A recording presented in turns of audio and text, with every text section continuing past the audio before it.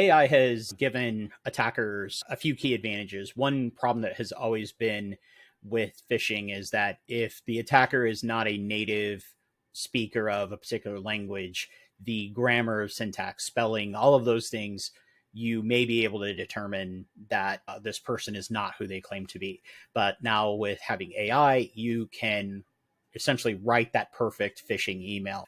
It'll pass that test of, does this look like an English speaker wrote it, or is this the type of colloquial phrasing that would be used? And in that case, the victim may be more likely to trust it. Going beyond just phishing, AI can generate voice, which can also be used in things like phone calls, other methods of attack. So it has really given the attackers an extra capability there.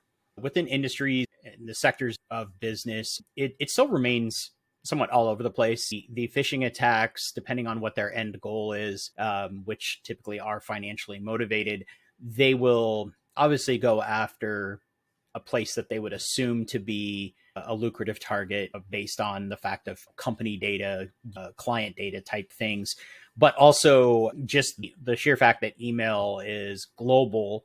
They can also be not very specific to those targets. They'll just send an email and see what happens. Education, healthcare are two bigger areas that are seem to be always under a constant threat. And then the small businesses, just because it's assumed that they don't have quite the same security capabilities that bigger companies would. When an attacker chooses to specifically target something, that's when phishing becomes actually spear phishing, in that it's a more focused, pointed attack. And these kind of attacks are done oftentimes first starting with open source intelligence, or OSINT. So an attacker may learn everything they can about a business, about an individual, use that information to try to gain a level of trust with the specific victim or with others within the company. Some techniques that are used is if they see an out of office email. A lot of times out of office emails will give a little too much information about that person who's gone, and you could actually turn around and use that as a way to gain familiarity with somebody in that business. And then I guess to go over how we can learn from this, it really comes down to being cautious the information that you have put out online. And unfortunately, in a lot of cases, that has already, those days have come to pass. Your Facebook information, unless you've completely wiped it, it's out there. Your LinkedIn information is still there.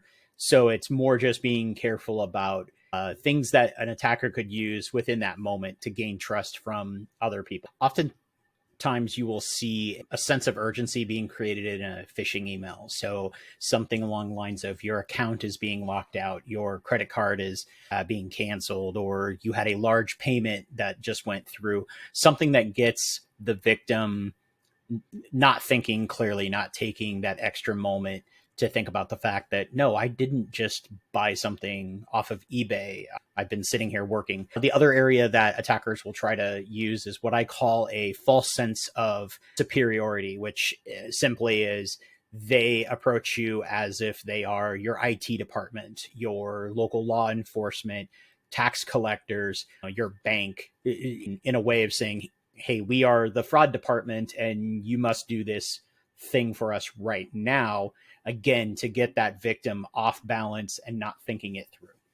With remote work being so prevalent in both large and small businesses, the change in how you protect your network, how you protect your data has changed somewhat. Computers used to be protected in the home office, and the home office had the bulk of the security layers that a company would need. Now you've sent everybody home with these computers. You have to make sure that those individual computers have a level of protection, especially the fact that a company does not control a home network. So you send your marketing person to work from home, they now have to contend with other devices that are on that network, their kids' Xbox, other computers, devices that may or may not have already been compromised. So it's very important to protect the individual machines and still be able to monitor for unusual behavior on them.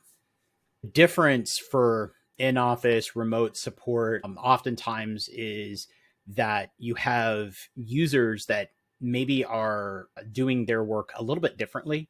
There's now new workflows. They're having to log into something to be able to connect back to the company. They're having to take an extra step to authenticate, to open their emails, things like that. So it's created needs for new technologies, or at least new to the business technology, multi-factor authentication, VPNs, remote access tools, which those all maybe were not really thought of before COVID coming about and that decision to move people out of the offices.